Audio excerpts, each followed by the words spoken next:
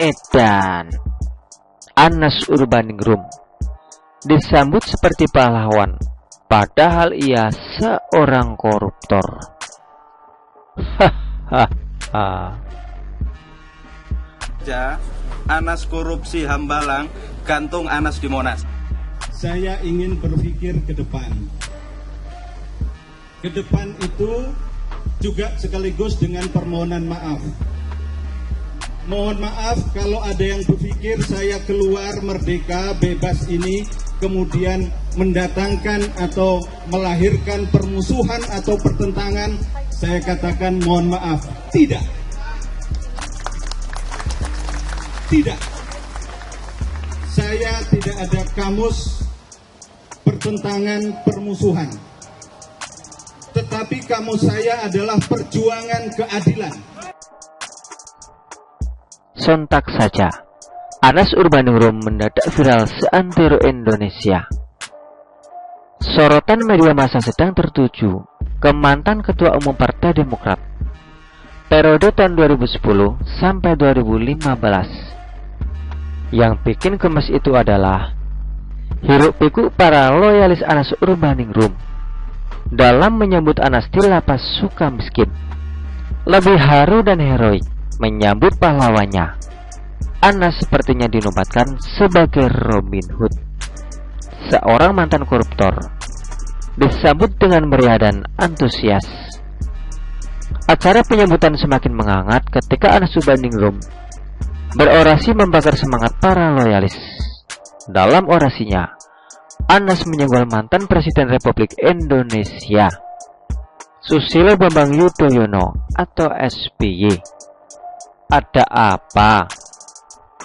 Apapun alasannya dan pembelaannya dari loyalis, Anas Urbaningrum adalah mantan narapidana kejahatan korupsi alias koruptor, jelas dan terbukti secara sah.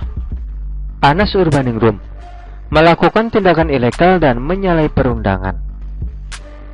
Usai masa penahanan 8 tahun di penjara pertanggal 11 April tahun 2023, Anas Urbaningrum bisa menghirup udara segar dan kembali lagi terjun di dunia politik.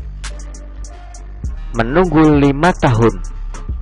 Lantas, apakah Anas Urbaningrum akan melanjutkan karir di dunia politik, menjadi ketua umum partai, atau mencalonkan diri sebagai calon presiden? Dikatakan dengan jelas, jika seorang mantan narapidana harus menunggu jeda waktu 5 tahun setelah melewati masa pidana penjara dan mengumumkan mengenai latar belakang dirinya jika ingin mencalonkan diri sebagai gubernur, bupati atau wali kota. Demikian putusan Mahkamah Konstitusi atau MK nomor 56/PUU 17 tahun 2019. Dari putusan ini, Anas harus menunggu 5 tahun untuk dapat mencalonkan menjadi kepala daerah. Putusan Mahkamah Konstitusi atau MK nomor 87/PUU 20/2022 terkait larangan bagi mantan narapidana, termasuk narapidana kasus korupsi, menjadi calon anggota legislatif atau caleg selama 5 tahun pasca dibebaskan dari penjara. Artinya, Anas Urbaningrum harus sabar jika menginginkan menjadi calon legislatif. Dalam pasal 169 Undang-Undang Pemilu nomor 7 tahun 2017 telah diatur tentang syarat-syarat untuk mencalonkan diri menjadi calon presiden dan calon wakil presiden, yang juga berlaku sebagai syarat calon presiden tahun 2024 atau capres tahun 2024 dan calon wakil presiden tahun 2024 atau cawapres tahun 2024. Untuk dapat dicalonkan menjadi capres atau cawapres adalah tidak pernah dipidana penjara berdasarkan putusan pengadilan yang telah memperoleh kekuatan hukum tetap karena melakukan tindak pidana yang diancam dengan pidana penjara 5 tahun atau lebih. Dengan ketentuan ini, Anas Urbaningrum tidak bisa mengajukan atau dicalonkan dalam kontestasi Pilpres tahun 2024. Anas Urbaningrum cukup jadi penonton saja. Masyarakat sakit mental. Jika melihat gelagat semangat dan antusiasnya, militan pendukung Anas, bisa disimpulkan mantan Ketua Umum PH HMI tersebut masih memiliki dukungan yang kuat di akar rumput. Dalam prosesi penyambutan Anas di Lapas Sukamiskin, terdapat puluhan bendera berlogo HMI dan berbagai atribut HMI dipakai oleh kerumunan massa. Artinya, Anas Urbaningrum masih mempunyai koneksitas dan masih mempunyai pengaruh politik di HMI. Kekuatan ikatan alumni tersebut begitu kental dan kadang tidak rasional. Mengapa? Menyambut mantan narapidana dengan pesta kemeriahan dan euforia yang sangat vulgar, yang masih menganggap Anas sebagai dewa kehidupan demokrasi. Namun, itu fakta perilaku dan peristiwa politik di Indonesia. Kekuatan sosok karisma menjadi sebuah bencana kemanusiaan dan menjadi presiden sangat buruk bagi penegakan hukum, serta supremasi moralis dan mentalitas masyarakat Indonesia. Begitu hinanya kita sebagai individu dan kelompok masyarakat yang sudah melumpuhkan dan melukai tegaknya nilai-nilai tertinggi sebuah putusan hukum. Krisis kemanusiaan.